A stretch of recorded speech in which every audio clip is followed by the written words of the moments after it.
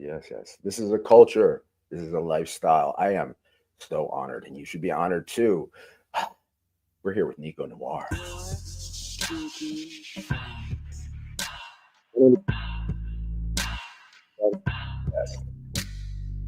Everything we say, everything we say is about between consenting adults. This is a lifestyle. This is a culture. Don't judge. Seriously, Nick, don't I'm judge. putting your fucking Play along. song on my playlist. Oh, you should. You should. I'm totally going to. It's a fucking bop, right? Oracle Lady J, Your also known as kinky friends. I like it. We all should be thankful. Gratitude, and gratitude is the business we should be in, definitely. And I am very, very thankful, as you should be too, for the return of the magnificent, the legendary, the glorious Nicco Noire. Nicco Noire, Hello, welcome back to hello. Oh, hello. How are you? Hi, Nick. How are you, my love? I missed you. We all missed you. But I gotta ask. I missed you too. What's inspiring you these days? Oh my God. Oh, well, I had a new client actually just yesterday, and so I guess I'm retroing it. So I got to kick someone in the balls for an hour yesterday, and Straight hour? it was for an hour, like an hour straight. And you don't get people that are really into like serious ball busting very often. At least I don't. And by the way, just gonna throw this out there. If you enjoy being ball busted, and I mean ball busted, please come find me, because I had a revelation. I mean, I've always known I liked ball busting, but I realized I really like ball busting. It is phenomenal. Phenomenal. So, and I know, guys are like, I don't want to talk about it. I don't want to talk about you kicking me in the balls, but I do. I want to talk about me kicking you in the balls. It's so good. Anyway. Well, let's talk about it. Okay. So you got 1 hour. 1 hour of ball busting. How do you fill an hour of ball busting? Because there's only 2 balls. Oh, no, there are only 2 balls. But here's what's amazing. So for anyone who doesn't know, I was a ballerina for many, many, many, many years. So I can just kick and kick and kick and kick and kick and kick and kick like it's nobody's fucking business. And I do. And here's the thing. It's there's a cadence to it. You can't just like run in, with a running jump and like, side swipe them. But there's a cadence to it. And, you have to take breaks and slow down and bring in ice and, it's fun. Yeah. Now, many people are terrified of that. I'm terrified of that. Getting kicked in the balls. I'm terrified of that if I had balls. I mean, okay, with the Chastity device. Seriously, with the Chastity device, I play with Chastity and stuff like that. We play. Mm-hmm. But getting the ring off, it's a metal ring. It's not one of yeah. See, here, what's cool about this, there's a clamp, so it goes under and you clamp it. So, but with a lot of the metal ones, there's a ring. Hold on. Right? So, okay, hold on. I'm coming right back. And you have to squish the balls in. You have to be very. So here's what I want to know. Nice. And it hurts. Who decided? The whole day. Or at least who decided that all of these? It's like pick a device, any device. Now, which one of these is preferable? I'm just curious because I fucking hate trying to put this around your balls and your cock. Like, no, go fuck yourself. If you're gonna come on with this shit, you better come over with it on. This one is better. This one's better because you can kind of like put the balls in and then it just, does one of those and you put the lock in. But whoever did this shit right here, hey, let's go ahead and make it as difficult as humanly possible to put on because you're probably in the dark, so you don't need to see. Yeah, just throwing that out there. That's my bitch for the day. It is very frustrating. I'm frustrated. I talked to I talked to the manufacturers too. I talked to the toy makers, and they say the reason they do that is because it falls off. It the body, the Not if you put it on correctly. Yeah, I know, but it sneaks out of there. Cocks and penises, they're sneaky. I do. They get it right. I know. Right. I know cocks and penises. I know all of them. All of them. Okay, so that's my trumpet. That's my trumpet. What's that? People don't know that you're a cook. You're a chef. In a previous life, yes, I was a chef. I was a chef for 15 years. During my whole fiasco with the liver transplant nutrition, I was like a slave to nutrition, and you were very helpful. You were very helpful because you're a vegan and a vegetarian. I had to change my diet, and you were very helpful in how to, just like this. You inspire food as well. You inspire how to cooking. That's like you inspire sex and inspire in the bedroom. You inspire. I don't. You did. You told me. I would text you all the things. I'd be like, I'm making salmon, but I don't want to do it this way. You do this. Boom. You had it done. But it was so cute when you would do it because you were making. Oh shit! You were making dinner for Sunshine. I remember that. So, like. Well, before that, when I was like sick. Yeah. Well, no. Well, and that before you knew Sunshine, I remember because there was a period in there where you were trying to not eat as much meat. Just because it was harder on your system. And I remember going through and you're like, I don't want to eat fucking tofu.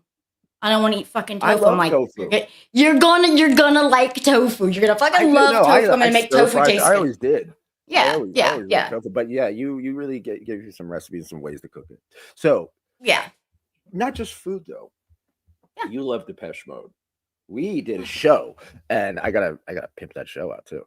We did a show called Depeche Mode for Dungeons. Now, yes, okay. Can't wait. So you're being a cook. And this is a whimsical show. I'm a dream maker. I'm a muse, right? You are definitely a muse. Thank you. Let's dream, right? If you were gonna make a full course meal for Dave Gahan from Depeche Mode, what would it be?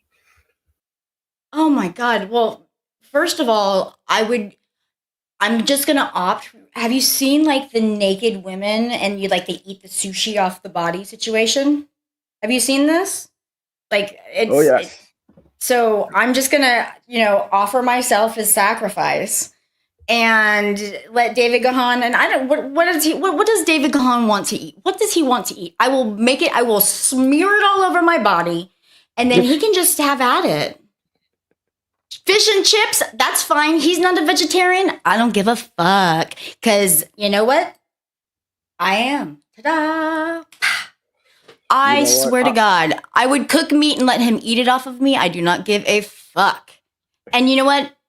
Vegans and vegetarians, you can come after me for it. I don't care. I said what I said.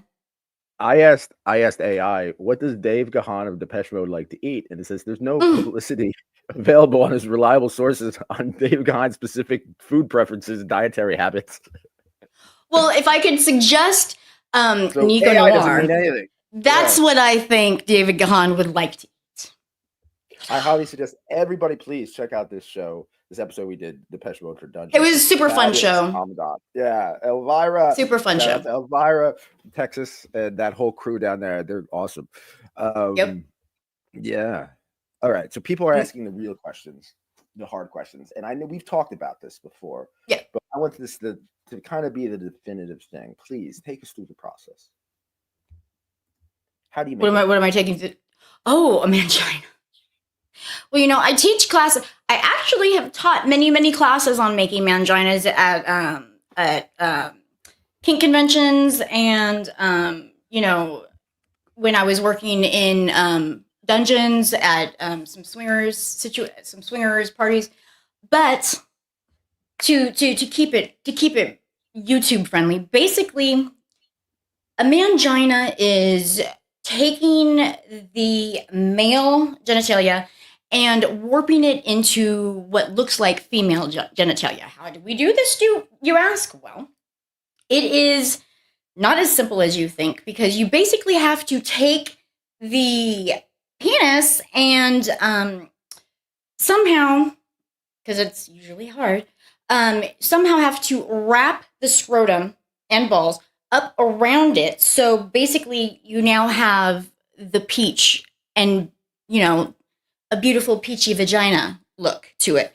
Now the question is, how do we keep it like that once we have it in place? And of course, now you have to remember that the shaft is behind this, so it's kind of like I need more hands. So anyway, peach shaft, right? So yeah, you got it. Anyway, um, well, I've used staples, I've used needle and thread, I've used duct tape, I've used super glue, I have used big fishhook sutures.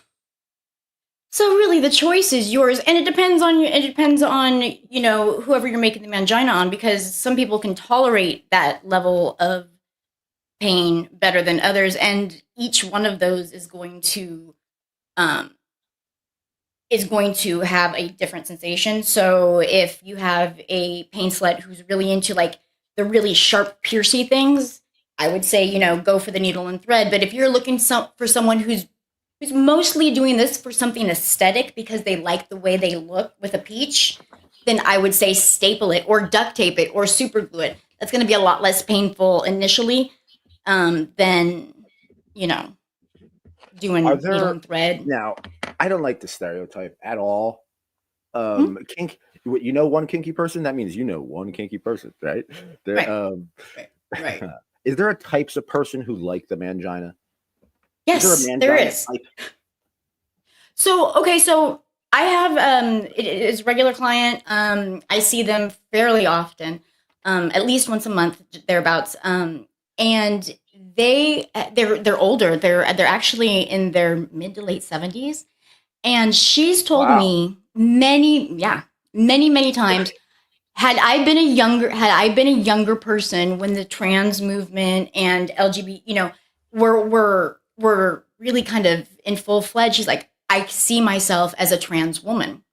And so when I speak to her, I use or her female name, you know, and because I think it's something that she has longed for the majority of her life, and she's finally now able to at least come here and express herself. And so yeah, she's really into the aesthetics of it. I mean, she's fascinated by, you know, having a pussy, and I can't say I blame her. I mean, they're pretty amazing.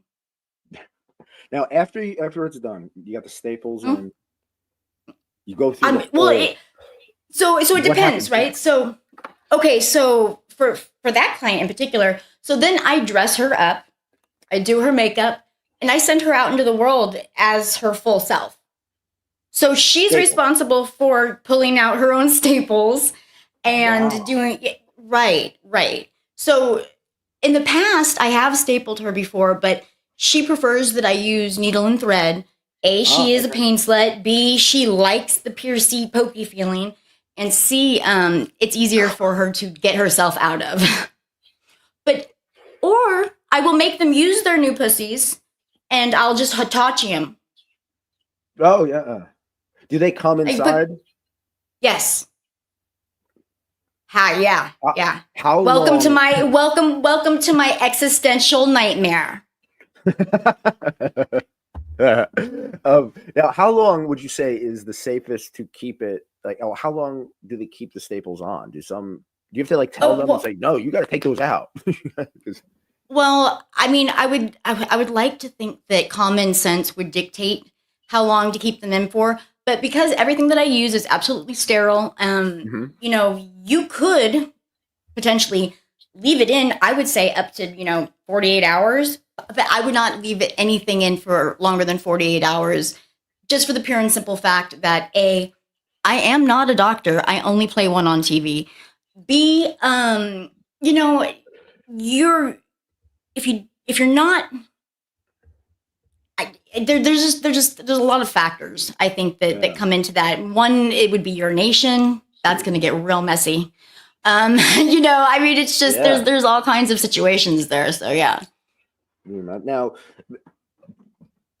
please correct me if I'm wrong in my thought process. Gladly. But like you were mentioning, it reminds me of like the sissification narrative. Mhm. Whereas you can go two routes, and they mix up quite a bit. Like there's the degradation, humiliation route. You're a dirty slut. You're this. You're that. Or Mhm. wow, this is I'm helping you. That like very positive, kind of loving, romantic route. You know what I mean? Right. I could Well, see see, and making manginas going both ways, being like you totally, being like I'm turning you to a fucking totally. but also Yeah, like you don't. yeah. I'm going to keep your penis, and now you have a pussy, which I don't know. As far as I'm concerned, it's an upgrade, but whatever. Yeah. But I mean, so there's definitely it definitely can have a humiliation factor for sure. But I think that it is more empowering, and I think the aesthetic of it is really what is kind of like. I mean, it's pretty hardcore. Don't get me wrong, but I think the aesthetic of it for the client, like I think that is like where the wow factor comes in because you Yeah. go through this whole process of like building this, build a new person kind of. And then to be able to have them finally stand up and turn around and see what you've created and hopefully help them, see themselves in a light that maybe they hadn't prior. Um, it's pretty powerful. You know what I mean? Like, and Yeah. I think it's that kind of shit that makes me feel like, you know what? Being a Dom is not just about, you know, the innuendo and the fetish and the this and the that. It's actually helping somebody process something that they didn't have a life to do. And so now in their later years, they're able to express this part of themselves and it's fucking freeing for them. And I like that. It's helping someone process something. Yeah, definitely. I You know? better myself. Okay, let's move it along. This is a question. What's the most unexpected event you've ever gotten, and how do you handle it? Everything you do is unexpected. Like we're living in Everything. chaos, both of us. Everything we're Yeah. riding that chaos. So let's just reword the question. What's like an unexpected thing that happened to you recently, or unexpected Okay. request? So a request? Oh god. Yeah. Okay, so I don't get this request very often, but I had a Roman shower situation go down, Wow. and Please, and please, those. what it is. So a Roman shower is basically where you vomit on somebody. It is very much a fetish. It falls under all the showers, so to speak. And they were very specific. They had foods and they had liquids that they wanted me to get sick on them with. I think I've only done like 3 other Roman shower sessions in my entire career. So I felt like this was like a super weird rarity. And it kind of is, but at the same time, I also didn't think the guy was going to come through. Because usually with really weird requests like this that are very specific, they have a specific food and this and that. They're usually very anal retentive to begin with, no pun intended. But I mean, usually if it sounds kind of too good to be true, it usually is in my experience. But this dude fully fucking came through. And so it was kind of gnarly because I like drank almost like a half a gallon of almond milk to just like, he wanted to see, that's what his thing was. It was the visual of the white vomit. Yeah. It's just as disgusting as it sounds on this end, on that end. Like I'm looking at my and I'm telling him the whole time, you're a fucking disgusting human being. Do you know that? Like this is like, you want to know where the sidewalk ends, motherfucker? It is right here. Like I'm gonna puke on it, and you can lick it up. And then he Now, did. the older we get, my body, like I'm really careful about what goes in and out of my body. With Oh yeah. vomiting, there's acid, there's stomach acid that comes up and stuff like that. And Oh you yeah. being very, very health conscious, you're a very health conscious person. Damn. So how do you like prepare for something like this? Like, is it when you get it? Okay, so So that's the thing, right? So half of me is thinking to myself, this dude is not. This isn't going to actually happen. This is just like he's jacking off on a situation, right? He's not even going to come through. So when he does come through and he confirms his appointment and everything, I realize, oh my god, I am going to have to ingest all kinds. And like, okay, so you want to hear this is where it gets like completely off the rails. So he also wanted me to eat a tuna fish sandwich. Well, I don't do that, right? So I'm like, nah, I'm not going to do that. And so then he was like, okay, well, then can you eat chickpeas? Yeah, you don't eat tuna. That's very specific, right? Chickpeas. So if I can't eat tuna, then eat chickpeas. Okay, well, here's the weirder thing. So when I threw the chickpeas up onto him with the stomach bile, I'm sorry, people at home, I know it's too much, but mixed with the stomach bile, it totally smelled like tuna. Oh, God. Bro! So Wait, he's done this before. I forget. I know. I don't. You don't eat tuna, right? Yeah, I don't. I thought. Or mayonnaise or any of that shit. No. So yeah. But yeah, and I thought it was so weird. I'm like, you want me to eat a tuna fish sandwich? Like, are you fucking for real right now? A tuna fish sandwich? I'm not going to do that. Also, so you need to figure something else out. He goes, and he didn't even hesitate. He was like, "Can you eat chickpeas?" I'm like, "I can." I mean, so he had a backup. He has done this before. I just want you all to let that sink in. Garbanzo beans, also known as butt beans. And certain ways. So I do want to before we get to the next question, I do want to just make sure that people can know how to find you. This is your website. Oh my gosh. Yeah. Yes, this is your website, nicconoire.com. And it's absolutely very cool. It's very cool. Thank you. Is it safe to say this? If subs, if you're looking for a sub, the best way to contact Nicco, I would suggest, is through the website. Through the email. 100%. Stuff gets lost, Twitter, Instagram, stuff like that. You know what I mean? Right. And if you're impatient and you cannot wait for an email back, if you send me an email, if you scroll through my website, people, you will come across my actual number. Do me a solid. Text me. I'll get back to you almost immediately, probably. If you need instant communication. And if I don't, I will get back to you ASAP. That's going to be the fastest means of communication. But absolutely, if you need to send me an email, what have you, go to the website. You'll have all the information that you could possibly ever need.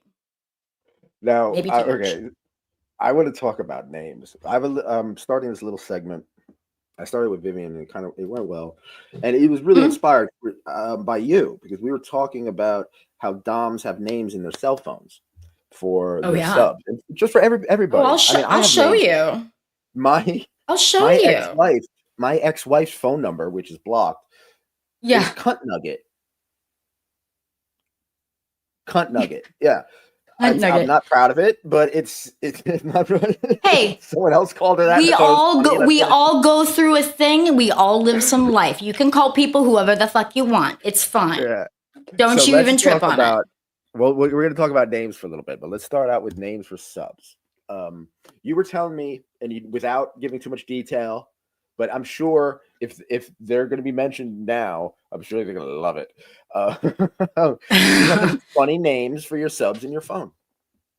Yes, I do. So let's see. Starting it, I do. So starting with the A's. Let's see. There is. Oh God, I don't know if I could. There's Assumptive John. Assumptive John, Anita the Body, Basic Bob, Bill the Buttfucker. Let's see, CBT Gary, Cali Slave Jeff. Let's see, we have all kinds of Chris's.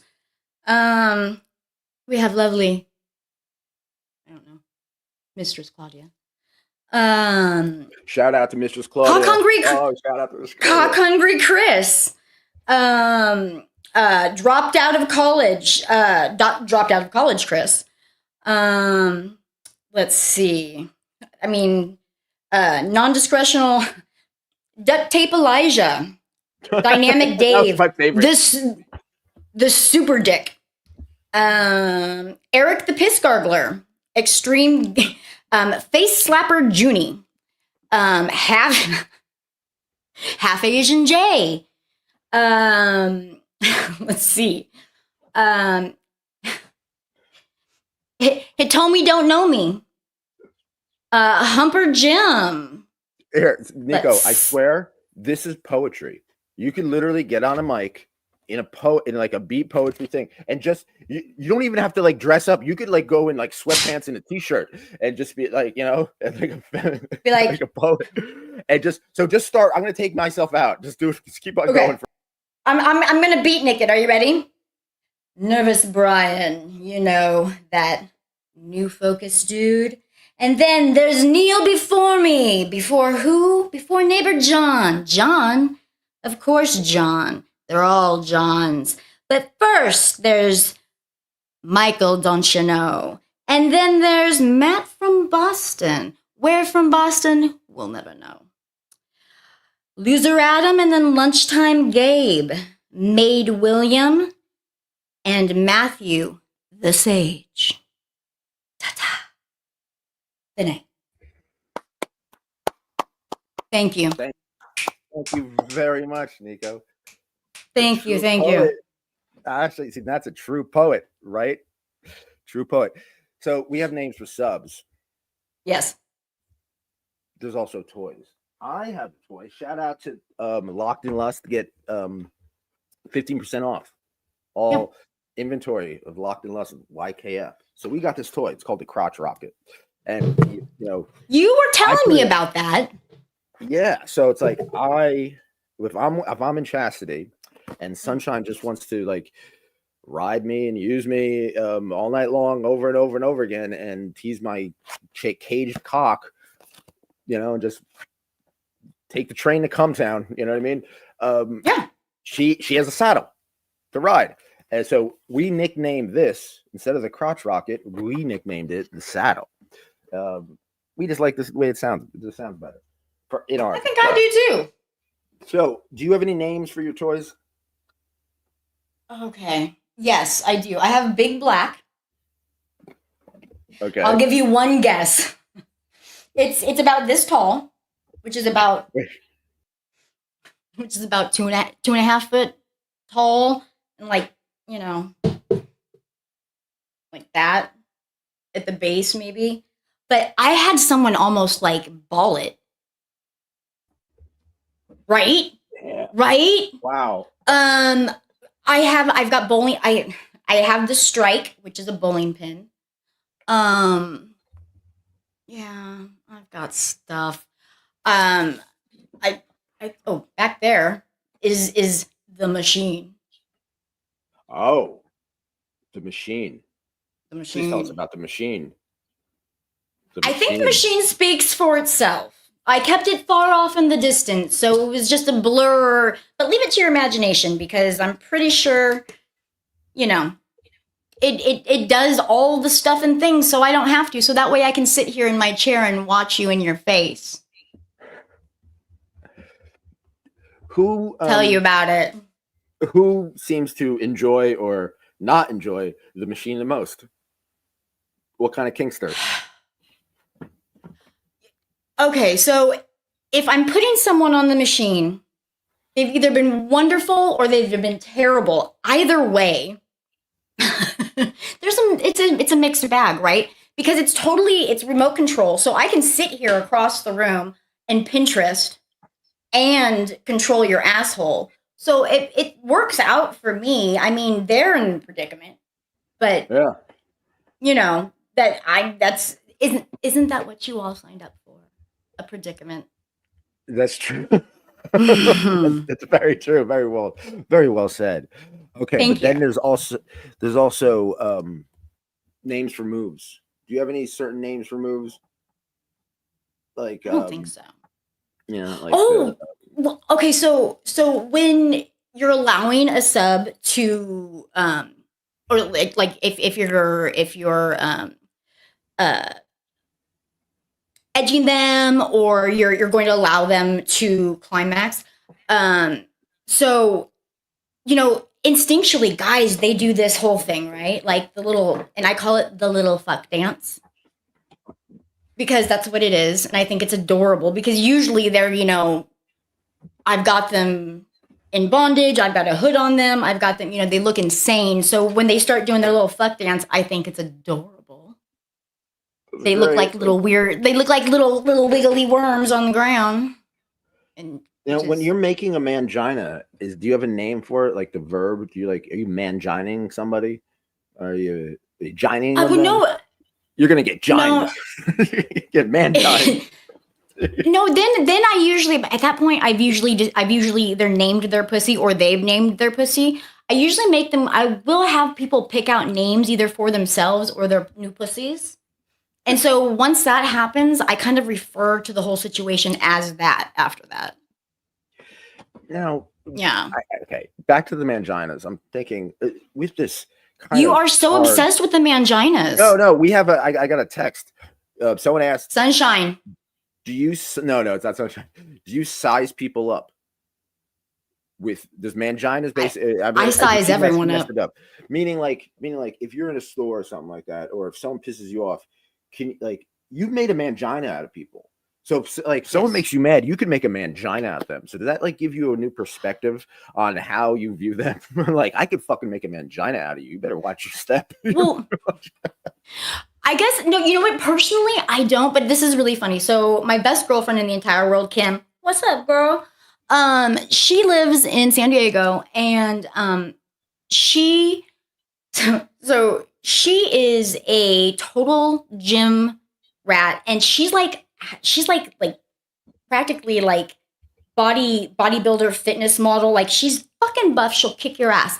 So anyhow, this chick, she's like muscles and six pack and she's really built. And she calls me one day. She's like, this guy, and I was overhearing him while I was in the gym. And all I thought to myself was, if I sent you over to Nicco, you wouldn't say those things. And I'm sitting here thinking to myself, you could literally pick that dude up and throw him out the fucking window. You don't need me. But I thought I was very flattered that she thought of me first, because as far as I'm concerned, I would have folded that guy up backwards.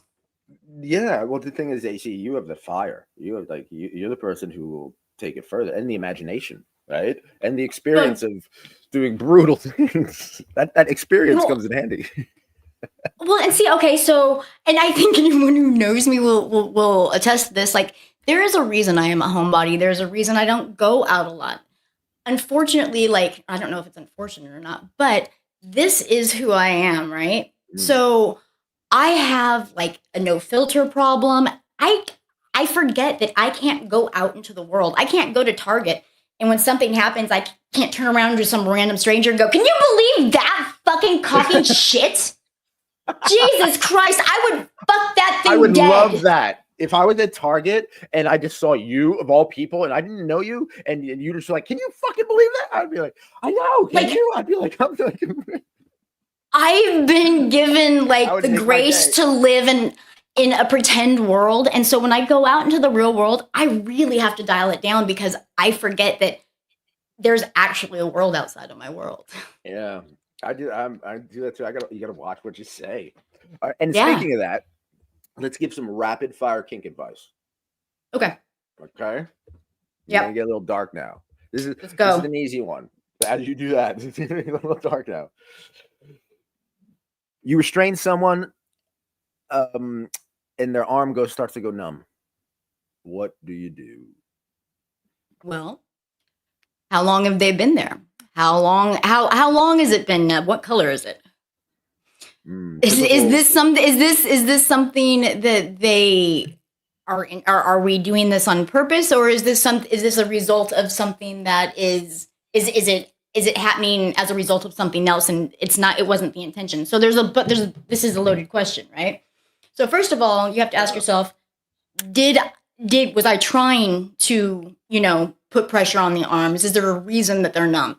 If there is, then I would address it in a whole other situational way. Because if, Like, for instance, like if I'm doing rope bondage with someone, if I have their arms tied, I'm waiting until they're purple. I'm waiting until they're well marked. I'm waiting until I know they're uncomfortable and I know they can't take it. Now, granted, this is all safe, sane, and consensual. I'm not going to do anything against anybody's will. If they tell me, red, I'm going to undo everything. But generally, if it's a situation where that is what they're looking for, that's usually what they're looking for. Now, on the other hand, if I have someone spread eagle on the cross and and I've had them up there for God knows how long, and their arm is just now completely numb, they can't feel it, and it's because there's no blood in it, that's another situation. And that's something, and that I think that's where communication comes in. I mean, I'm all for protocol with your subs and, speak when spoken to situation. But I do think that a sub should at any time be able to say, "Mistress, may I speak?" And and then yes, you can. Appropriate manners. Yeah. Okay. A sub shows up high, like way too high. Like They leave. They leave. I won't see him. I drove an hour. Well, what the fuck were you driving for, asshole? Like, I've had people show up drunk. I've had people show up coked out of their minds. I've had people pass out in my bathroom doing dope in my bathroom. And so here's the thing. I used to fuck around back in the day, many, many, many, many years ago. This is not my first time at the rodeo. I was a hardcore fucking addict. I was a hardcore fucking alcoholic. And, there is not... I'm well past it. And the thing is when you come to me intoxicated, your consent has already been removed because you are not aware of what you are saying, what you are doing, and that means I can't do my job. So you're out. And do you get it? Like, because both of us have been through it, the war, so to speak, the war on drugs. We've shared a lot of. I was the El Capitan. Yeah, I mean, we got low. Let's put it that way. Doing that, and now then seeing the mistakes we've made, right? But survived, right? And and lived through, and then seeing kind of someone making those mistakes, takes the fun out of it, doesn't it? You know what I mean? When people get I don't know. I know exactly what you're saying. It definitely ruins drugs even more for me because at least there was a time when I could, throw stuff on the ground. Sorry. At least there was a time that I could sit there and kind of romanticize and these fond memories of those days when, I was, fucked up on black and da da da da da da. No. It ruins it for me because now I'm sitting there looking at these kids and they're all fucked up and I'm just like, is that what I looked like? Because I feel like I looked so much like that wasn't my situation. But fact of the matter is, that was totally my situation. Yes, that is what I look like. And now my romantic memory of my youth of punk rock youth is now been shit on. It's not Sid and Nancy anymore. Now it's just shitty. It's not. even some of our punk rock. You know what I mean? Going iffy, right? So let's move it on here. A sub, one of your subs who's a good, who's loyal, nice. The Norwegian. They met someone online. Who fulfills every single checkbox, and maybe is I don't know, just something very enticing. In the end, they want to give all their money to them. What do you do? And they should. Here's the thing. I will respect the time and attention that someone has given me, but if they want to direct their attention somewhere else, then they should. That's what they want to do.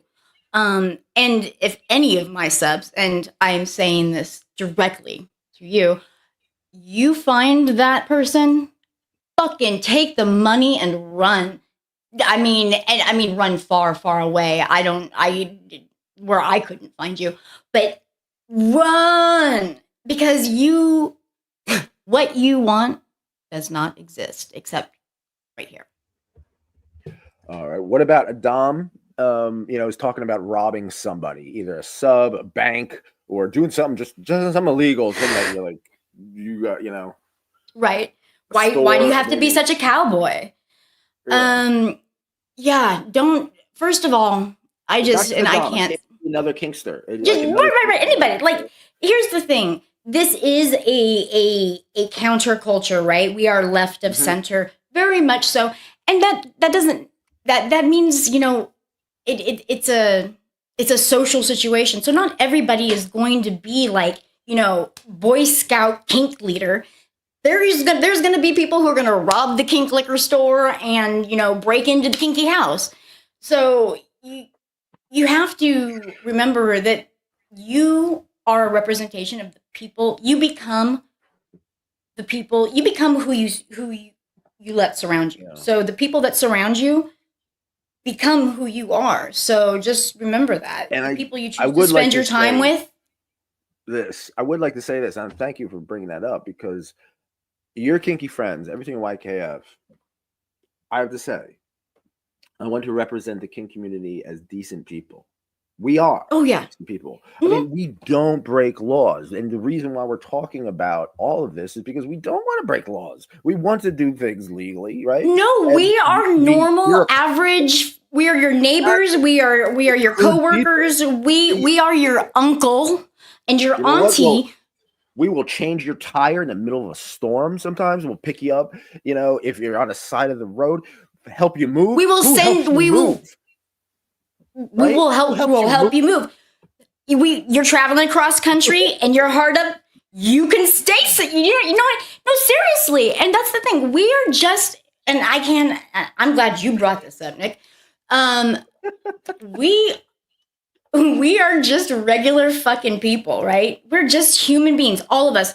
There is no, I mean, it's a level playing field for people, right? No. So we just happen to be the kinky ones, We just and happen to like to say it doesn't make us criminals.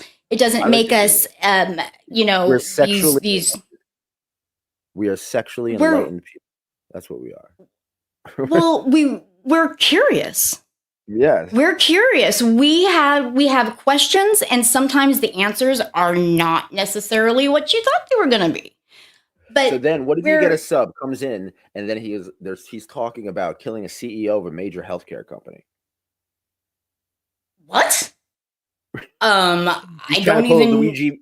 Luigi Maggiano. He's Oh, trying to I pull guess a I was role. gonna say. I was gonna say the next thing I was gonna say is, well, it depends on what he's the CEO of, and what are we talking here?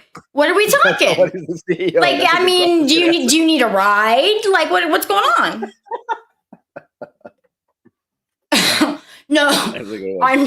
By the way, I do not condone anything that Luigi Yes, we did. do not Like, condone murder. I think murder does not beget murder, if that makes Like I any said, we're sense good people. whatsoever. And this is Right. we're also role players. Kinky people are role We're play. Guess what? We're not really castrating people. All right. It's role play. Castration is illegal. We can't, right? I mean, are we? I haven't castrated anyone. Let's just say that. Let's talk about travel. All right. How have different cultural attitudes, right? You've traveled all over. You've Yep. told me stories. Oh my God. I'm so jealous. And here I am. I remember like recovering from the liver transplant. You telling me, oh, I was in Germany and I was in I well, lived in Germany for like 6 years. and then you're talking about Baton Rouge and all like places that I only hear about in books and in movies and in music. I Like that. had And you're living it. So how, right? How has these different cultures and attitudes towards kink from around the world shaped your approach as a dominatrix? Oh my God, that is such a rad and loaded question. All right. So I am so fortunate that I did get to live and work in Europe for for the first actually like first few real years of me being a dominant. So I got to learn from a bunch of different a bunch of different a massive amount of styles and kinks and really weird kinks. And trust me, Americans are as basic as they come. You want to get into some weird shit, some circus level weird shit? Go to Europe, go to Germany specifically. All of the shit rumors you hear, 100% true. I mean, here's the thing. It opened my eyes to so many types of domination, of kink, of long list. I mean, I got such a wide view of perspective of this scene. I saw some of the most hardcore scenes I've ever seen or participated in my life happened in Amsterdam. Some of the wildest, like just out and out circus level bullshit. People being suspended on meat hooks and the whole 9 yards. That was in Germany. And then, I come back here. I worked in New York. I literally electrocuted someone through their asshole. I learned how to do so many different things in so many different ways. And I absorbed it. I took it all in. And if I'm ever at a loss, which is far few and in between, I've got a lot to draw on. But I will say this, Europe's view of any sort of sex work is much more broad and realistic than anything America has to offer. I'm glad it's an actual profession. I love this quote. I'm going to use it. I electrified someone through their asshole. That's poetry. It really is. it was pretty. It was the first time I ever actually electrocuted someone's. Why can't I think of it right now? I'm having a fucking blonde moment. Taint. What's no up in like your prostate. Swear to God, I've done this before. It was one of the first times I'd ever milked someone through their prostate, and so they were completely soft, and anyway, fascinating. I was like, science, and then I went through a period of that's all I wanted to do, which I'm sure nobody minded terribly unless, you're afraid of electricity, which, whatever. But,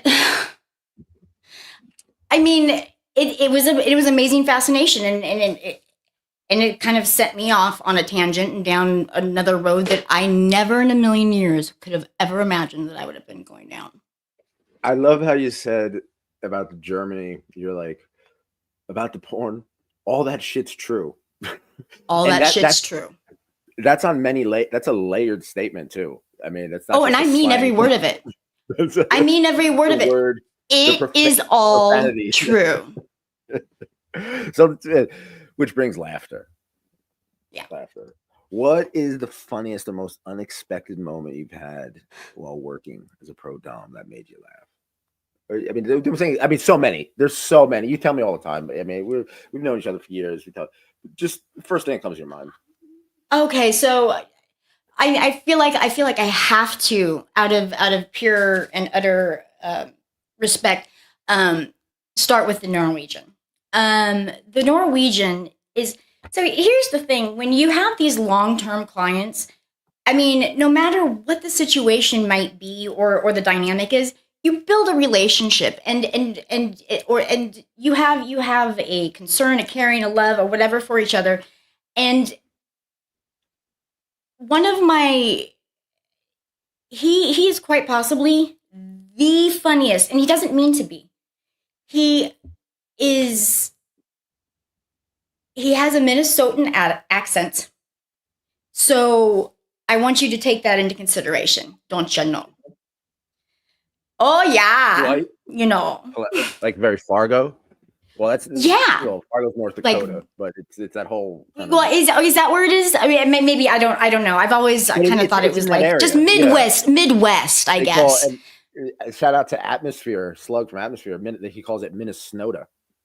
Yeah, because I don't know if it's actually where There's a the whole. accent's from, but it's a Midwest thing, right? Mhm. And so everything he says is adorable, adorable, and I mean, it's funny. It's just he's just one of the funniest people in the entire world, and he is the most optimistic person in the least optimistic of times. And I mean that on so many levels. And I have to appreciate that. I have to appreciate that because I do not have that optimism. I have never had that optimism. I will never, it just You're does a not goth exist kid. within me. You grew up. 100%. You grew up a goth kid. You know what I mean? Like me. 100%. So it's always nihilism. The world's always ending. Right. I'm like, The world's always ending. When falling in love is an act of you know, rebellion, you know you're in 1984. Do you know what I mean? Yeah. Ah, I don't know why that's so funny to me. The world is always ending, and it means nothing. That's like and the it means typical nothing. All right, so all right. God is dead. You know, we try to keep it lively, but like sometimes funny things happen. How do you, if it gets all too funny, do you? How do you put your pants back on? Yeah, like because you got to go into Nicco Noire mode, you know. Right, like because and it's true. Like for instance, okay, I do. I have a good one. So I have a client. His name was Jay. Shout out Jay. Jay is a size whore and likes big giant things in his ass. Well, as a result of having big giant things in your ass, when you pull them out, there is a sound and a noise, and it's not like a you know a Hershey squirt situation. It's kind of a Really? Okay. yes. It is a Sleepy Hollow moment, and I mean it because like so here's what's going on. So I'm literally taking my foot out of his ass, and so he's like exhaling because it's my entire foot to the heel, people. To the heel. I'm taking my foot out of his ass. And so he's exhaling. Well, as he's exhaling, his asshole is also exhaling. Everybody is having a moment. And because I'm like, oh my God, this is super intense. So I'm like, and Jay's like, you know, he's having to like calm himself and like release. So he, you know, up here is like, and then he's also having to like chill his like, you know, asshole out because I'm pulling my foot out of it. And so his asshole's like, so we all were having a Zen moment. And it was pretty funny. And so I had to like snap out of it and be like, no, listen here. We're not having this headless horseman bullshit. So, and I had to snap out of it, but I had to use humor I had to use the humor of a funny moment to snap back into, you know, Dom mode. Because it was one of those things that it's kind of hard to come back from. It's like, did we all just like have a Zen Buddha moment, me, you, and your ass? Just checking. And that's like dungeon problems. You know, I'm all about I'd be all part about being part of the solution, right? Not part of the problem in life. I do. I'm a corny motherfucker. I look into the mirror every morning. It's part of my ritual. I will get into rituals, but I do. I say like I'm part of the solution. I tell myself that I'm not. I want to. You know. I think if more people did that, Nick, we would have a better society in general. Because you know what? You're either one or the other, right? Yeah. You're either part of the. When was the last time you had a dungeon problem? You know what I mean? And when I said like you had something, this is an educational show, right? So like there are other dungeons out there who might be thinking of the same thing. So I'm gonna let myself go so you could your beautiful background speak. Yeah. When was the last time?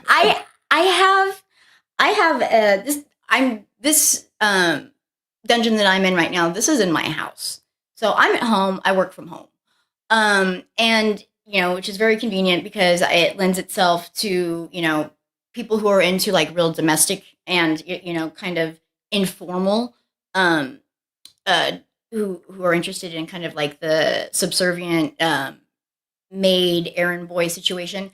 Having a whole house is really nice because it gives somebody something to clean. It gives and it gives more of that kind of real life feel. But then when you have fetishists, people who are really interested in neon boudoir and being put into a cage and experiencing the machine, it's nice to be able to have that. And the thing of it is, I guess I don't have so much dungeon issues as I have like dungeon mishaps. For instance, just the other day, I could not get my knots undone on my rope. In fact, where the fuck did it go? Anyhow, I couldn't get these knots done on my rope. And so at a certain point, like I can't fuck with it anymore, right? Like I can't, I've got to move on.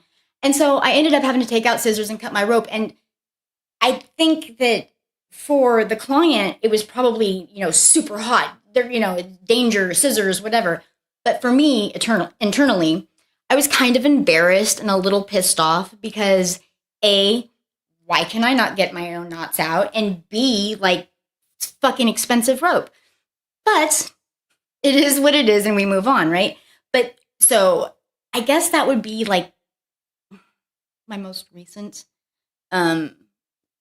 situation where I was just like, what the fuck is going on here? Why can't I make this work? I tied it. I should be able to untie it, but for whatever reason I couldn't. So I fucked it off and cut the rope. That reminds me. That like if anyone's playing, always have scissors handy. You had scissors. 100 scissors. Please, anybody playing with rope, always have scissors handy. It should be like a no-brainer, but what's wrong with reminding everybody? You know what I mean? Well, it's kind of one of those things that when you start playing with rope, especially if you're, because I'm a professional dominatrix, right? So I'm pretty accustomed to using rope. But if you're just, the regular, lifestyle person and, play when you can, if you can and you start playing with rope, your brain isn't instantly going to say, do I have all of my safety stuff, in order to play with rope? So I guess you need to, like, when you take that pause in your play to decide, how you want to go about doing this, you want to start with, let me go get some scissors. You figure out how to, you figure out what you want to be tied up to or whatever. But, speaking of rope, I plug how awesome you are in this show. Oh, sure. Yes, we did the YKF rope show. That was such a fun show. Blackfish, Nicco Noire, rope aficionado. Let me just shout out everybody. Shout out to the Latex Cowboy. Briska was amazing. Shout out to Mischief Manor, Mistress Shari at Mischief Manor, Catnip Boy, Briska, Sunshine. Sunshine was suspended, and also across the country, Nicco Noire. Oh my God, this is the coolest thing. The imagery of this thing is amazing. Latex Cowboy came and threw it down. By the Latex Cowboy, right? Yeah. It's two parters. We had to do the two parts. There's questions. It was super fun. It was so fun. Look at it. Look at how good. I love her so much. Oh, I love this. That was a fun show. Let's do that again. Let's do that. So who was the female rope just guru, the beautiful blonde woman? In our show? Yeah, she was like an information hub. Yes. Oh, Briska is. Holy Jesus.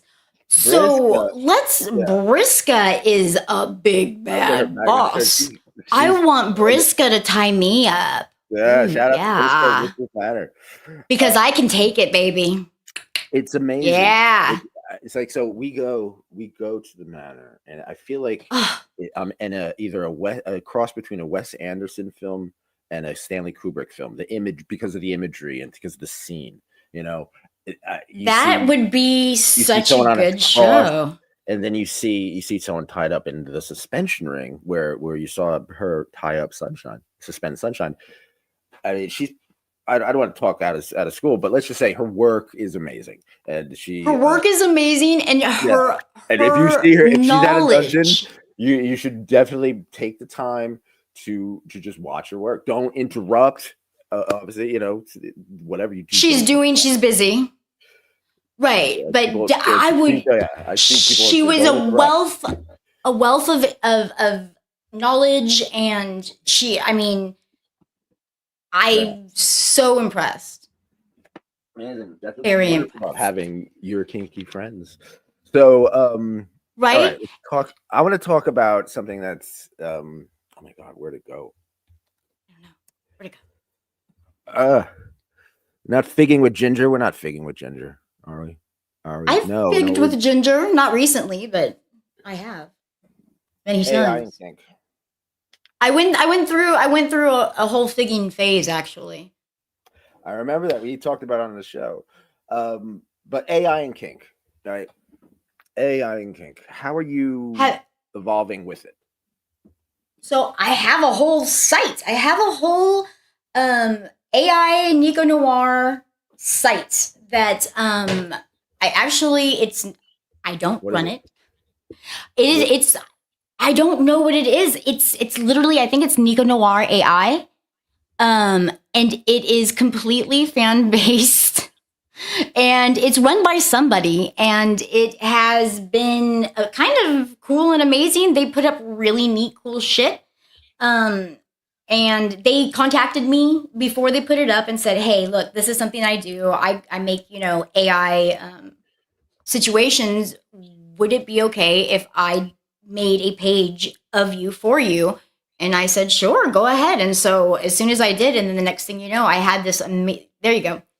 Yeah. So yeah, it's kind of cool, right? Fucking A. And I can't help myself. And so basically, these are all kind of based off of real pictures that I've taken, and he's just taken them and put them into these otherworldly, contexts and situations. But yeah, super talented, awesome. Thank you very much, Mystery Man. I So appreciate okay. that. So How fucking what? cool, right? How do you think AI has changed the adult industry? Well, first of all, I think that, you really want to be sure you get some confirmation of who you're speaking with. Because I think there's a lot of catfishing out there. I think there's a lot of opportunity for you to possibly give money to not Nico Noir. You think you're giving, putting down a deposit for a session to me when really you're just, some dickhead who's using my imagery. Um, I've I have a friend who is right as we speak. Um, he is like creating me like my own AI avatar, and I don't know how I'm going to incorporate this, but I feel like having one is better than not having one at this juncture. And so it's kind of interesting. And I fortunately, I have I've had the very great opportunity to have had friends in the industry in the video gaming and movie industries well before CGI and all this shit kind of blew up. Shout out to Brad Allen. And Check this out. That yeah, picture you sent me for the banner, which is amazing. yeah. Right? You like that? You are So that's a real absolutely. picture that's just been AIified. Yeah. So I took that Crazy, right? picture just to show. Yeah, I took that picture. I put it into Grok, which is yeah.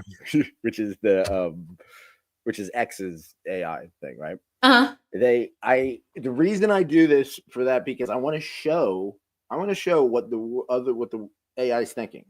I want to show what the Oh my what God, they're does it know thinking. me? No, oh God, yeah, you're a character. You are a character. So I put Good. your yeah, right on.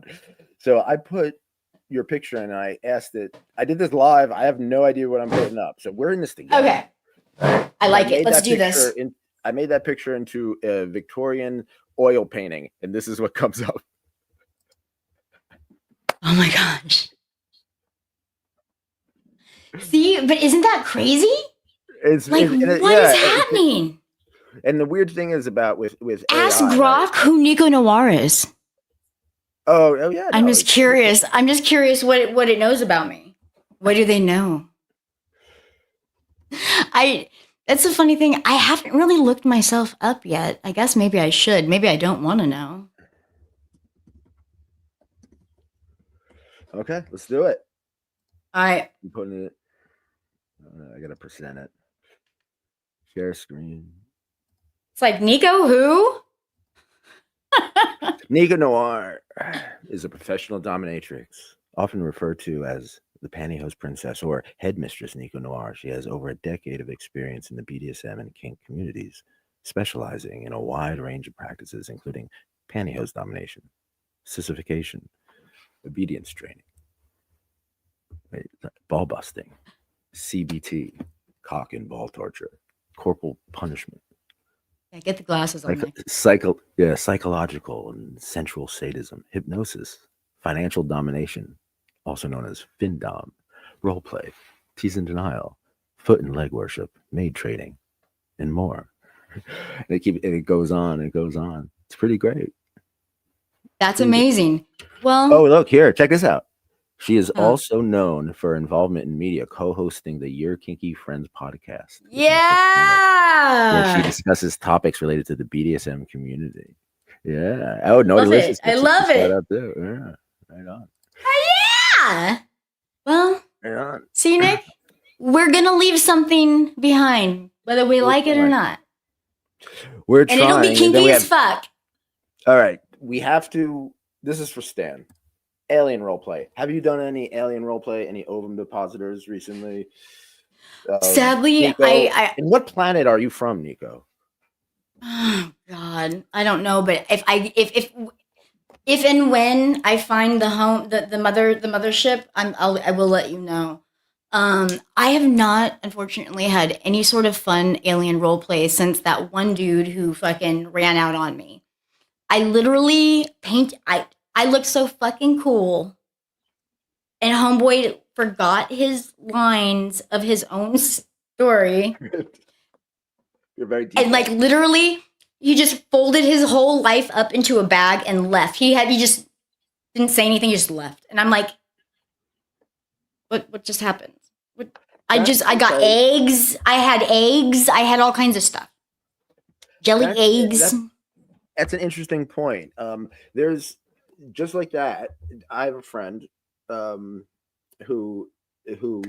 I don't want to call this out, but like, let's just say she loves cross-dressers. She's a woman who loves cross-dressers. She likes sissies, and she's not a professional dom either. This is like gold finding someone like that, right? Yeah, she's a unicorn. She is and I keep telling you, I know exactly who you're speaking of, and I'm here to. I mean, I love her enthusiasm for the genuine, but girl, she can get paid. Yeah, totally.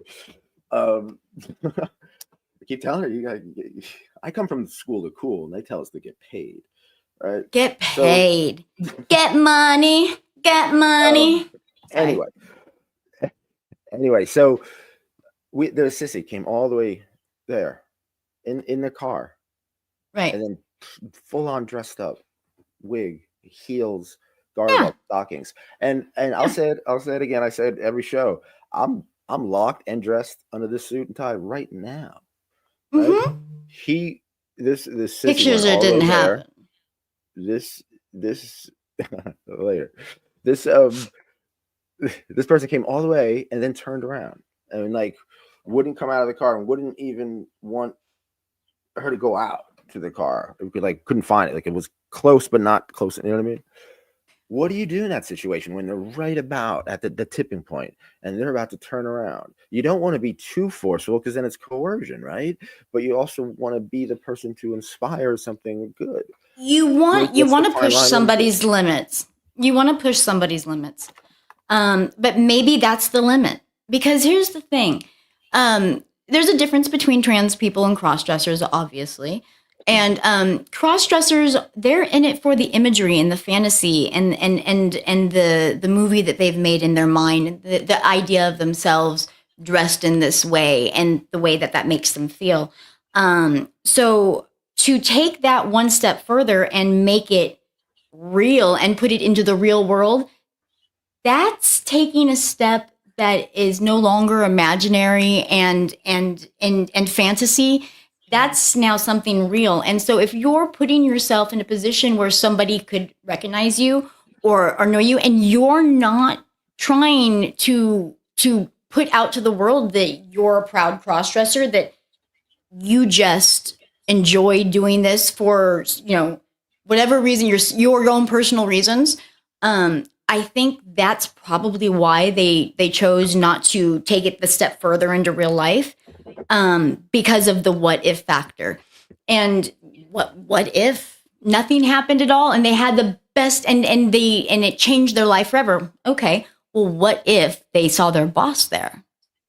So it's, and I guess it just falls into the situation of what is the goal of your fantasy? And how real do you want it to be? Do you want it to just stay behind closed doors, or is it something that you're comfortable taking out into, broad daylight? Because not every, I'll take money sluts and I'll have them take me and go buy me fucking $700 pair of shoes. And they love it because that's part of their fantasy. But I try to make them eat their Cobb salad under the table while I enjoy my meal in privacy. And all of a sudden they get very upset because it makes them look like what they want to be. That's the humiliation factor that they want. But you put that into real broad daylight, they don't want it anymore. They only want that part behind closed doors, but they want the being used for money part to be seen by everybody because they want people to know that they have money. It's very fucking weird. Yes, give me some. Anyone? Okay, yeah. Nicco Noire, money sign, Nicco Noire at Cash App. I need a money slut. Please, money slut. Every show is the last. Honestly. You never, seriously, unless something's up, and anything can happen at any time. Seriously. And we're literally $1 away from this all ending. So we need your money. This is not it's not tons of money. I don't drive around. I don't travel around the world in yachts. I'm not an oligarch. I do. I'm not as lucky. I'm coming off a liver transplant. I'm in New Jersey. You know what I mean? But I am living a life. Speaking of which, I have people I love. So, but what I'm saying, love that you're in love. Do you think masks would change that? If does that? And first of all, you last time. Okay, you had an episode so loaded. Where you had a cat latex mask. So, yeah. Do you think if that sissy came in through a mask, would that get the sissy through the door and eventually be comfortable and then throw his mask off? But you're talking about through the door of the dungeon, right? Yes. The party. Okay. Sometimes baby steps. I mean, I think you have to be patient with people. You can't make people do stuff. You can't. You can only bring them to the very edge. You can't push them off of it. Of course. Yeah. That's murder. So, I think that, you can let them, if that's their comfort level, be proud of them for bringing it that far. And then maybe next time push for just a little bit further. And I think that's kind of a dom, for me anyhow, as a dom, that's always my goal is let's take it, we don't have to go, 100 miles ahead of ourselves. We can just take it one step at a time. And with long-term clients, that's something that, you're always working towards if that's their goal. But if that's not their goal and they just want to be feminine for this experience. I think to ask them to push it that much further into a public setting is, that they have to do that on their own time. Because you have to admit, yeah. In your last episode, you showed off a latex cat mask.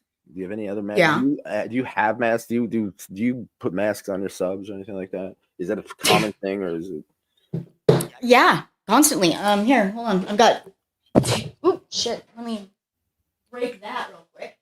I have a bunch. Right, I just washed them. Where are they? Over there. Yeah. So I just washed them. Let's see. This one is a full hood. This is like the robber mask. This one, I believe, is no eyes. So this one is like you can't see, but you can breathe if I want you to. I've got tons of masks. I've got yeah. I use masks a lot. Masks are really good for sensory deprivation and sensory, because you take away someone's sight, all of your other senses are now on, DEFCON fucking 5, right? So it makes touch so much more. It just lots of things. So I think when you cover somebody's face, you're almost making them the shadow person, right? So they're no longer whoever they are. They're allowed to be completely immersed in nothing. So they are whoever you want them to be. They're the thing, they're a black hole, right? And so you can use them thusly. And I think that it also allows for me to kind of detach and dehumanize when people want me to do some really next level shit. Because I'm going to be honest with you, like, it is not as easy as you think to put a ladder of needles through somebody's cock. Like, it sounds like, yeah, that's no problem. It is not something. I mean, it's nerve-wracking. It's terrifying. I'm scared when I'm doing it, but I've done it so much now. It's not as intimidating. But I remember, like, it was something I feared. So, yeah. Okay. Yeah. Would you rather? Now, this is a would you rather game. You have to do one or the other, right? Okay. I have to? It's a session. Yeah, you choose one or the other. Can I call a friend? Okay. Yeah. Why not? Well, I mean, think of it as a session. Like how you have to do one or the other in the session. Okay. Psychological or physical? Both. But of course, but psychological. Psychological. Okay. Why do you say that? Because I think that there is a lot of power in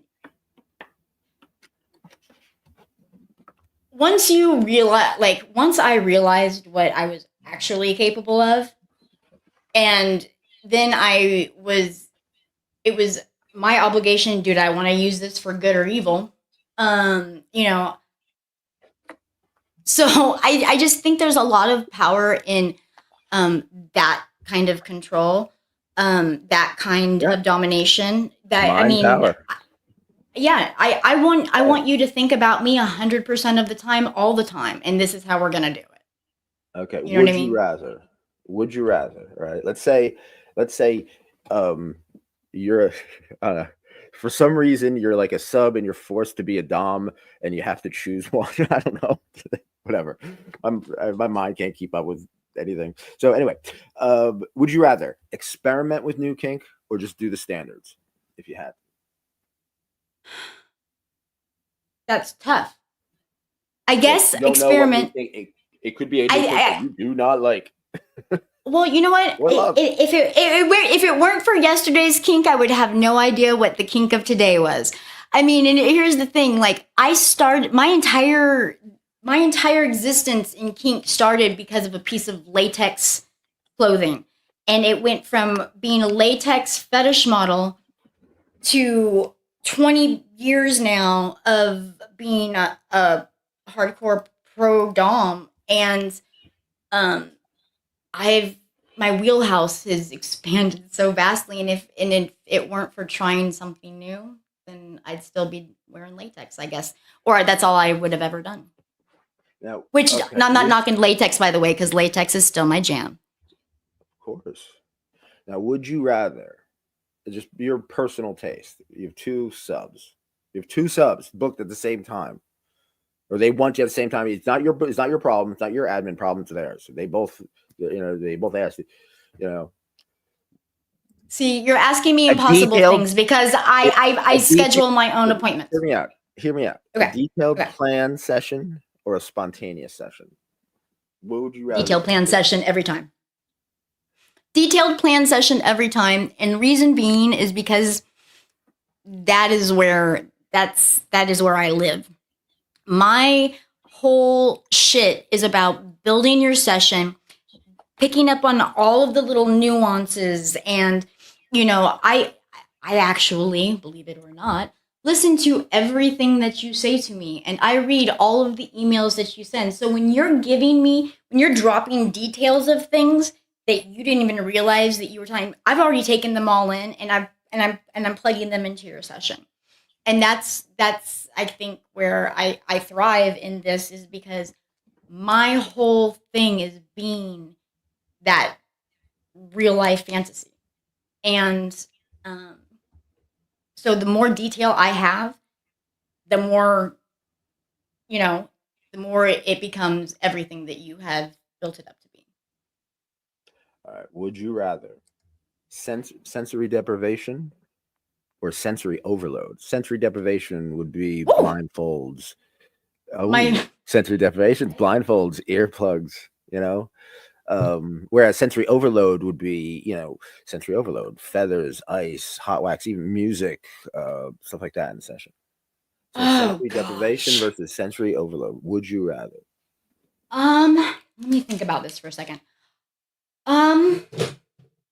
That's hard, right? I'm gonna say overload, because I'm gonna have to go back to like my whole junkie mentality, where if a little is good, a lot's probably better. So let's do a lot in excess, because fuck it. So yeah, I would probably go overboard with sensation, and yeah, I think that's where That's great. Those are great. You can take the girl. You can take the junkie. You can take the girl out the junkie, but never take the junkie out the girl, I guess. We were talking about rituals. Now, I started watching these YouTube videos, started reading more about like the Shaolin monks and the Buddhist monks and stuff like that. And I started a ritual every morning. Water. As soon as I get up, water. Have a little bit of protein, even if it's just like peanut butter or something. I actually look into the mirror, and like I do this whole meditation thing. I don't no phone, it's so tempting, but there's no phone, no television, nothing. You are a fucking modern man. Just for a couple minutes, just for 5 minutes. That's it. I'm jumping right on it. I'm jumping right on. Right as soon as I have this like moment where I'm like, okay, I'm centered. Right. All right. Yeah. And I think it's good that you do that, though. I tell myself, you know what I mean? I look in the mirror and I say, I'm a part of the solution. I'm not part of the problem. I'm a part of the solution. And you are, and it's true. And I go for a walk. I exercise, and it's not much. I'm like I said, I'm recovering, so it's just like sit-ups, push-ups, and I eat, and I like, and then I blast music. Then I listen to the news, and I'm like, okay, I got to face the chaos. You know what I mean? Yeah. So. Do you have self-care rituals that you go through? Totally. Your life. You've lived such a beautiful life, and you look so fucking cool doing it. You're a beautiful, beautiful woman, Nicco Noire. Thank you, Nick. Like, you are so fucking biased. It's ridiculous. I know, but this takes work and effort. This is not. It does take work and effort. Yeah. I'm here to let you know. Self-care rituals. What do you do to make yourself? Okay, well, I don't drink and I don't do drugs. And by don't do drugs, I mean I don't stick anything in my arms. I don't fucking eat. I smoke herb. That's all I do. I'm California sober. Um, and I am, and that's perfectly California fine. soap. I love that. That's yeah. But I don't drink alcohol. I don't eat meat. I'm I'm I'm a vegetarian, vegan. I so just that in and of itself, like you already don't want to go out to dinner with me. I've been hungry for 20 fucking years. And but that's by my choice. That is something that I've chosen for myself that I have but I had to adapt my life. Becoming a vegetarian and then a vegan was not a normal or natural path for me. It was something I had to do for my health. I got really sick, just like you, Nick. And so in my recovery, part of that was my body stopped accepting protein, animal protein specifically, as a source of nourishment, and my body would just reject it. So I had to learn how to feed myself again, and and it changed my entire life because I was a chef, and so basically it kind of took away everything I had ever known in the course of an evening, and I had to change my life, and it was really really hard trial and error bullshit. It takes So I time. mean, but I do have rituals. Discipline. I do a lot of yoga. I don't eat meat. I don't drink alcohol. I think that's probably the biggest thing. And I think that all of the years that I did do drugs, I probably pickled myself, and so I just kind of froze in time at some point. I Oh, might, we have yeah, I might be. Nico placing. I'm like pickled forever.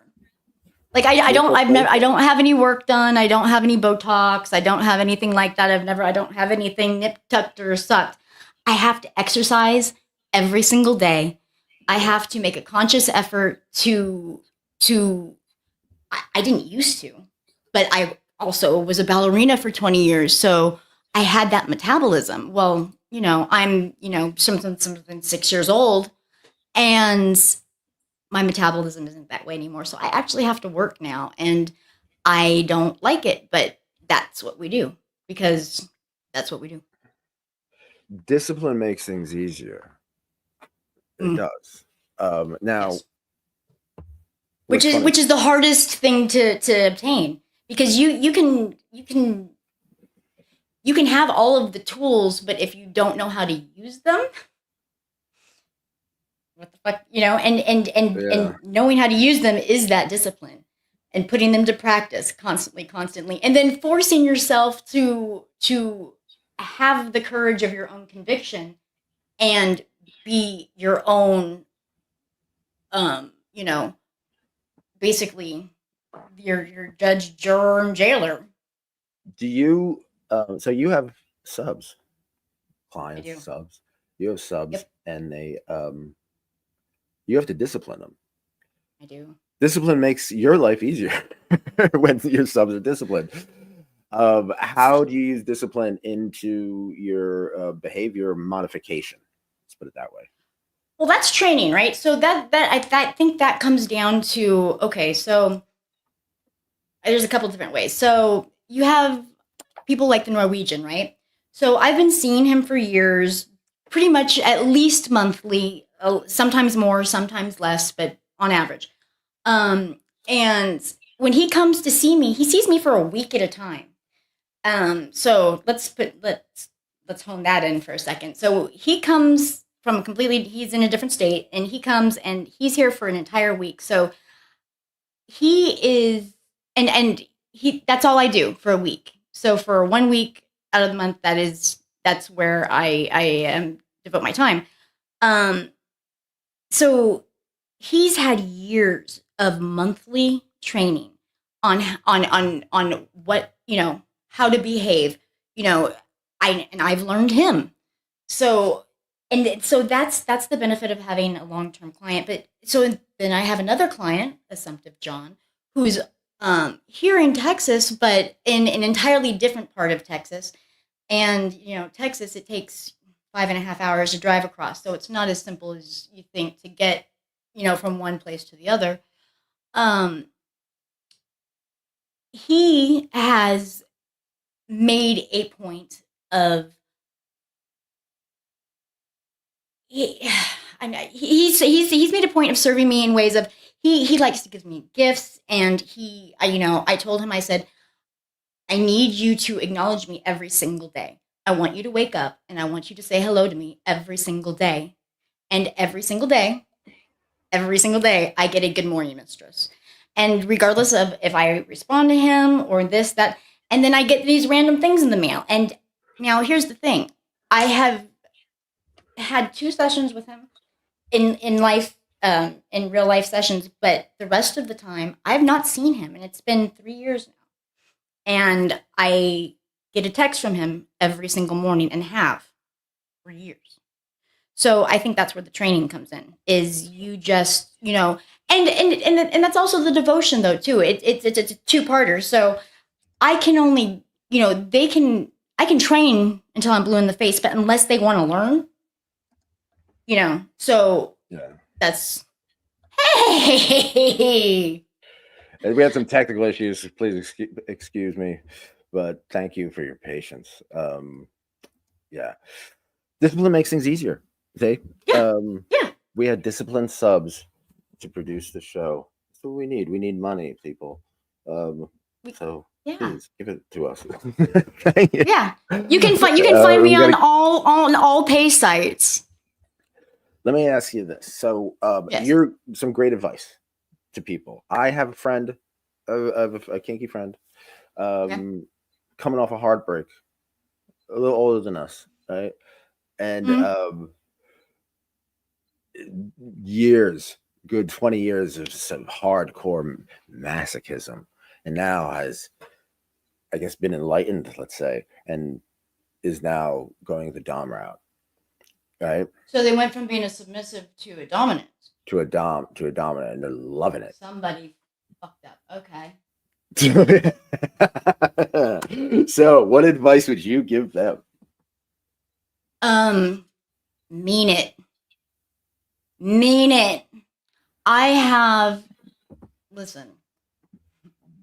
I've built a business off of the backs of men.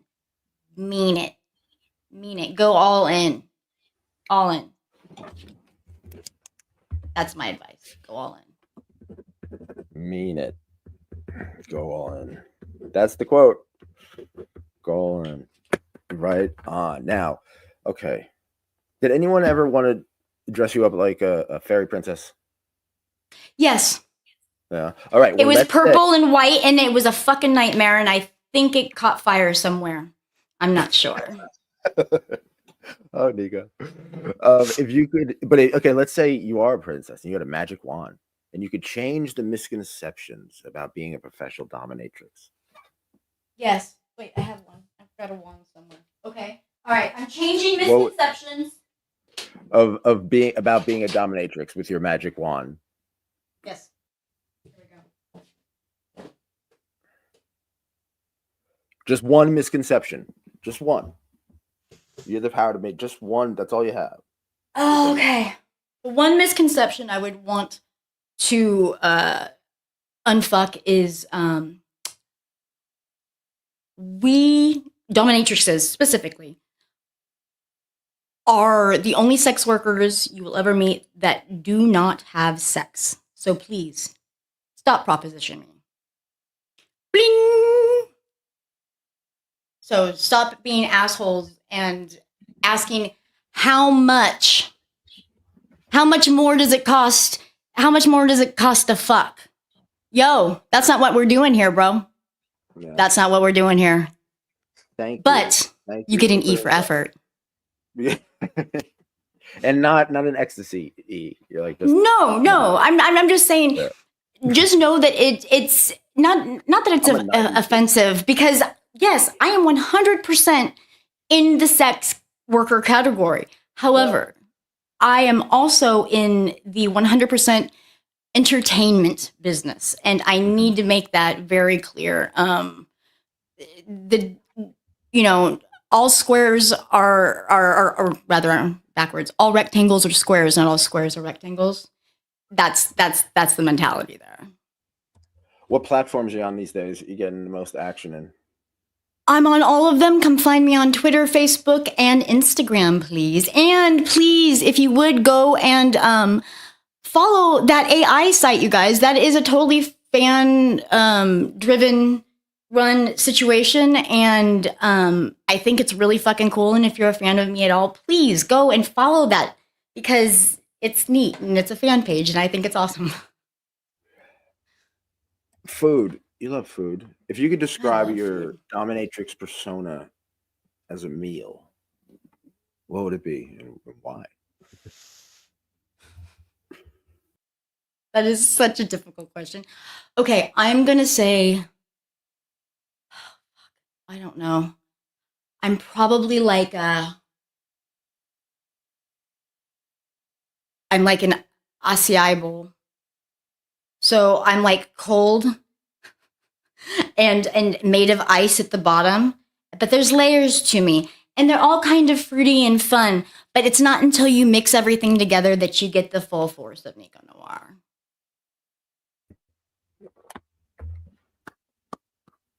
Poetry. I think Love that's where we're going with it today. All right, rapid fire recommendations. They don't have to be kink related, but they sure are fun. Let's do it. Recommend a film. Oh my gosh. Goat. Oh, I have not seen that. That's all I have to say. Just goat. Goat. All right. Goat. What kind of movie is it? All right, that's all you have to say. All right, I'll definitely look that up. Go find it. It's right up your alley, baby. All right. Recommend a song. I'm gonna say anything by Depeche Mode, obviously. But if it is not Depeche Mode, you know what? I'm an old fucking lady, straight up. Like I've been listening to a lot of like NWA and Arctic Monkeys. Like that's where that's like that's where I'm at lately. Or Wu-Tang. Well, you know, RZA likes Arctic Monkeys, supposedly. Well, I've been listening to Arctic Monkeys. You know what I love? I was listening to. I watched this movie called Ghost Dog: The Way of the Samurai. I remember it came out. I saw it when it came out and everything like that. It's a beautiful. It's a poem of a movie. It's like it's relaxing. It's violent. It's silly too. It's such a beautiful movie. Yeah, but that's all produced by the RZA. It's his first soundtrack from the Wu-Tang Clan, and it has. I'll check that out. Song, yeah, Strange Guys. There's Messing Man's on it. Old Dirty Bastards on it. A long time ago, I remember I interviewed Inspector Deck. He's great. All right, book. Recommend a book. I'm gonna have to say 1984, just considering the current situation. I'd like to remind everybody just how scary it can be, because I feel like we're looking down the barrel of a gun. But that's neither here nor there. What do I know, Morty? Fucking nothing, I guess. I mean, are you not kind of tripped out? Like, sitting here like, okay, like, I wake up every day and I look around at just the political climate, and not just here in America, but like everywhere. It's really weird right now. It's very strange. I feel like it's got a whole fucked off negative vibe that I'm not into. I really wish that I don't know what needs to happen, but I just feel like we're living in really fucking weird times. You know what I mean? Like, I live in Texas. I'm armed, but like, I feel like I really need to be armed because I don't know. I feel like I'm on eggshells. And I feel I've felt like that for a minute now. Before Trump, I've just had that kind of undercurrent of uneasiness with the political climate. So go ahead and read 1984, people, and scare yourself at night. I'd also suggest my book. Yes. Please read. People read. It's literally a medium that totally is going to be hard to kill, harder to kill than in a way better ending than 1984. Way better. Well, it's kind of, and it's yeah, you know. Yeah, Okay. I'm looking forward to your next book though, honestly. I'm working on it. I know that. It's Just throwing it out there. I'm just making it real. The more I give it power, the more it happens. Yes, So Mistress I'm Nicco. just looking forward to the next book. Aren't we, Nicholas? Yes, Mistress Nicco. Okay, recommend a meal. What's that? Recommend a meal. Oh gosh. Okay, so I have been on this crazy Indian food thing lately. So I am all about paneer and saag like dishes. I can't seem to make them in enough ways and eat them with naan bread and go fuck yourself. It's so good. And so that I guess that's what I'm gonna recommend. And I love anything naan. like Greek. Oh my god. Dude, Yeah. I have got to put you on to this. I must make it like once a week. It's ridiculous. Like, yeah. I think who. Okay, well, I'm gonna get the fans involved. Okay. I'm done messing around. Me too. Who wants to dominate this cooking show? I think Nicco Noire and we should do a cooking show. First thing is risotto. You've been talking about this for years. Let's do it. Let's schedule it. It's a summer, right? Okay. Yeah. Or even whatever. Let's make it happen. Stan Vladimir. Speaking of food, what's your favorite pizza? My favorite pizza by far and wide.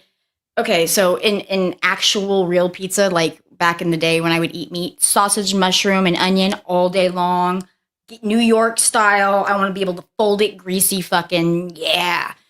But these days, I like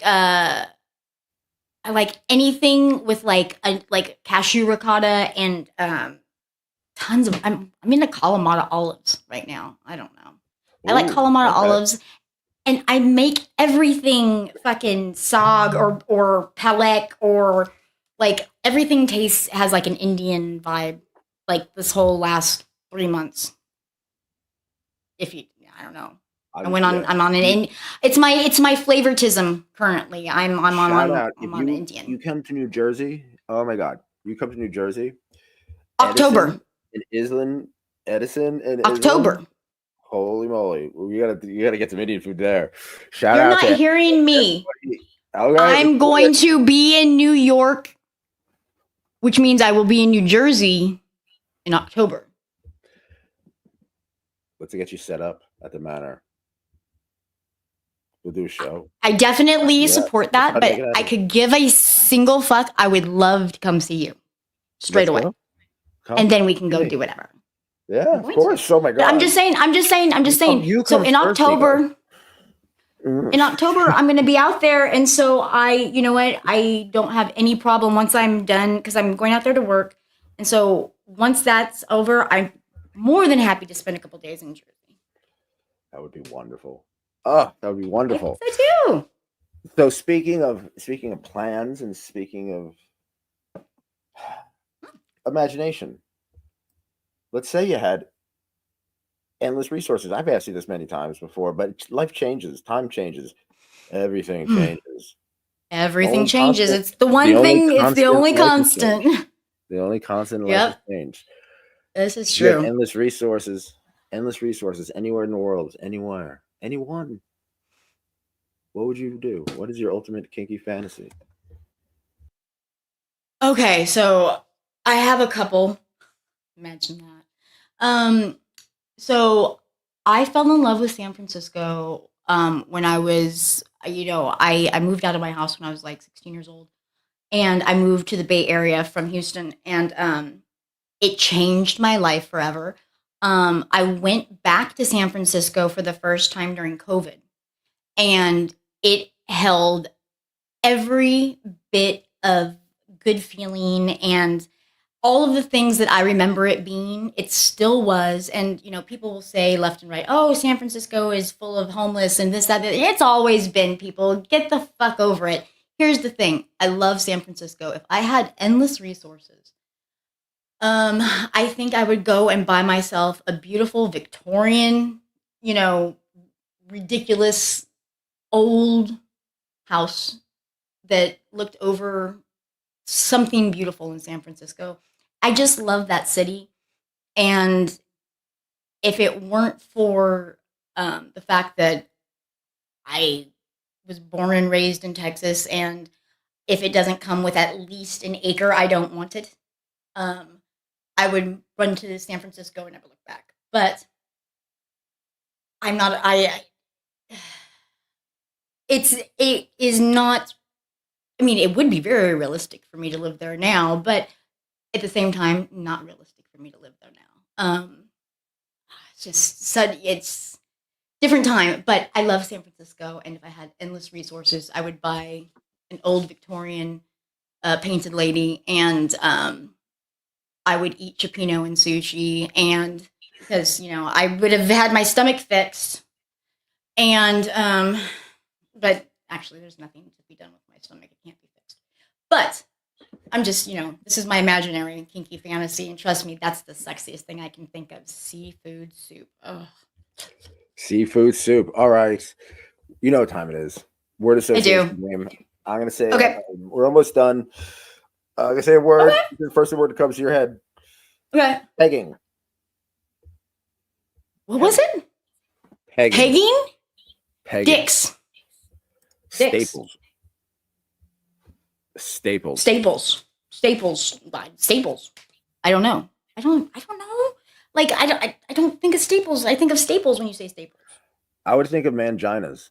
That's the first thing I think of. Staples.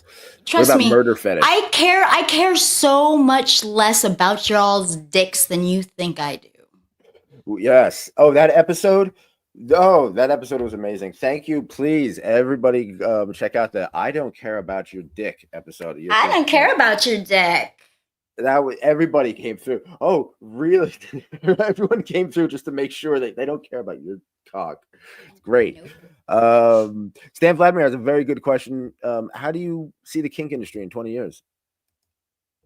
Oh my gosh. I would like to see it completely, taxable and made safe.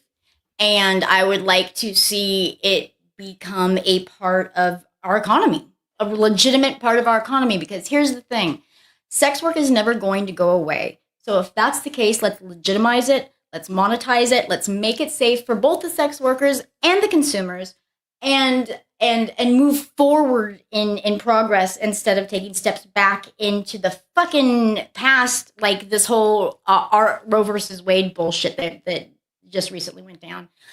If ever I felt like I was less of a person, it was when I was stripped of my ability to make a decision for myself. So I'm hoping that will have changed in 20 years.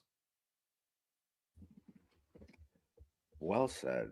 Well said. Thank Everybody, please support Nicco Noire. Go to NiccoNoire.com. The best Come way. support me. Yeah. If you would like to, I book in real life sessions. I still am a completely working dom, and I would love to play with you. So if you would like to come play with me, please run, don't walk to my website and find my information and contact me, and we can make that happen. Yeah. So, or if you just want to give me money, go to any of the pay apps and type in Nicco Noire. I'll pop up. All right. And finally, please complete the sentence. Life is the best and worst thing I've ever done. Life is the best and worst thing I've ever done. Wonderful. You're such a delight to talk to all the time. So many people were very excited from all around the world to that you were coming. That's awesome. So thank you. Thank you very, very. Thank you for having me on your show. And also, just if anyone was wondering why I kind of just like disappeared, I had a bunch of life happen to me. My beloved grandmother, who basically raised me, passed away, and I went into a really deep funk and kind of just had to withdraw for a while and do me. And so I didn't want anyone to think that I just up and evaporated or that I abandoned my sweet Nick. That's just not the case. I just needed to take care of myself, and I think I'm feeling better. You're shining. I mean, you're gorgeous. I mean, Yeah, that fire is burning bright. I see it. Nicco Noire, thank you, thank you, thank you. Thank you, Nick. I love you. I love you so much. Please, everybody out there, go to yourkinkyfriends.com. We need all the support we can get. 100%. YKF. 10% off all inventory at lockedinlust.com with offer code YKF. Yeah, you can get this. These things. Wow. Magical. Squirt in seconds. Great. And yeah, read a book. Read. Can you please, folks, just so you know, when you're seen reading a book, you become 50% sexier immediately. Read a book. That's a great quote. That's a great way to end it. Nicco Noire. And it's 100% true. Thank you, Nick. Thank you. Stay kinky, everybody. But most importantly, be cool, be kind, keep it open. Bye. Take care. Bye. Bye. Bye. Have a great night.